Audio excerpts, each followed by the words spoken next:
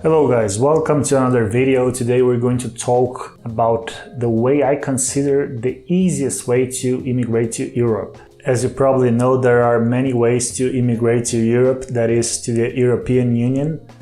You can come as a student, you can find a job, you can get married.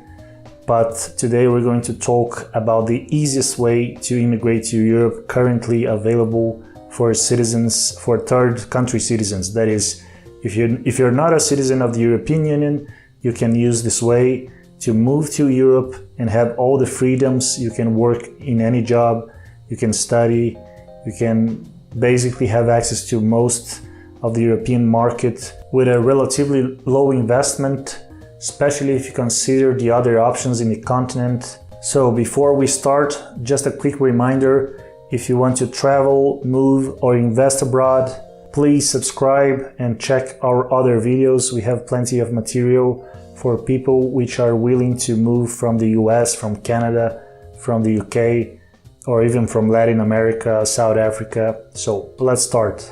As I have just said before, there are many ways to immigrate to Europe, and it's actually not that difficult as people think. There are many types of visas, many types of residence permits, and if you really want to immigrate to Europe, it's probably likely that you will have a chance sooner or later to do this. But there are many ways, and some of them are pretty complicated or require a very high amount of investment.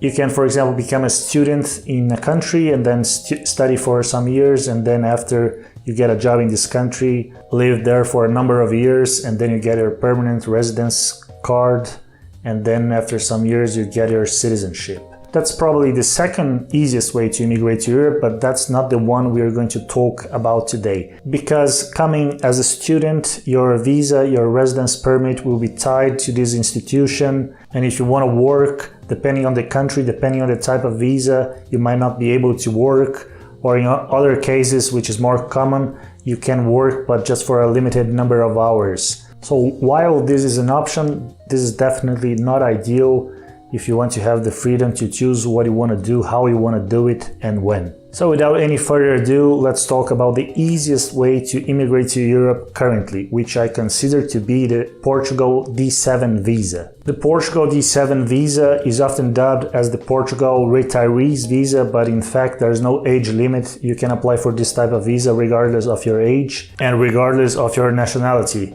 as long as you are not an European Union citizen, because then you can just come, show up in Portugal, and that's it. Then you might be asking yourself, why is this Portugal D7 visa so much easier than any other visa? It is just a visa with a ton of paperwork, you have to wait, you have to have a lot of money, but that's not the case with the D7 visa. So let's talk about the requirements to get the D7 visa in Portugal and come and live in the European Union in the Schengen area with a very low investment. Despite the fact that the Portugal D7 visa, I consider it to be the easiest way to move to Europe, you will require some funds to have access to this type of visa.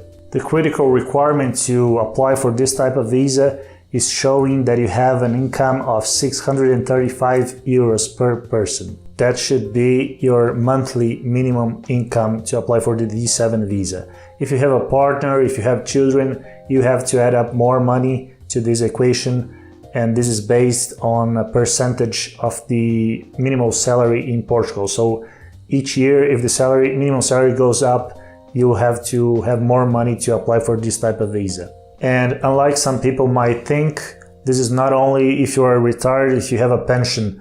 It can be income from real estate, income from stocks, from dividends in a company, or from royalties. As long as you can prove a consistent income, this should be good for the D7 visa. Initially, this visa is issued for 1 year, but once you are in Portugal, you can renew it at the end of the year, as long as you have the income to prove that you can sustain yourself, and then eventually you'll get your permanent residence permit after 5 years. The D7 visa is also a path to citizenship, and in Portugal, if you live constantly for just 5 years, you can apply for citizenship, which is a much lower time frame than in most European countries. So from 0 to European citizenship, in 5 years you can apply to citizenship through the D7 visa. Another huge advantage of the D7 visa is that you are entitled to work in Portugal. You can get a job in Portugal or can run your business in Portugal. You can work remotely in Portugal having the D7 visa.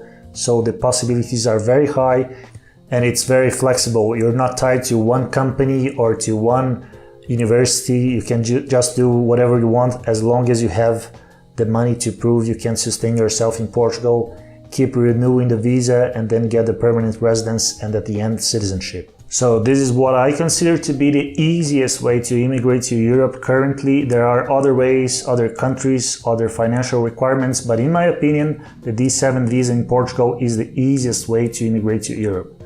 If you want to move, travel, or invest abroad, please hit subscribe and check our other videos. See you next time.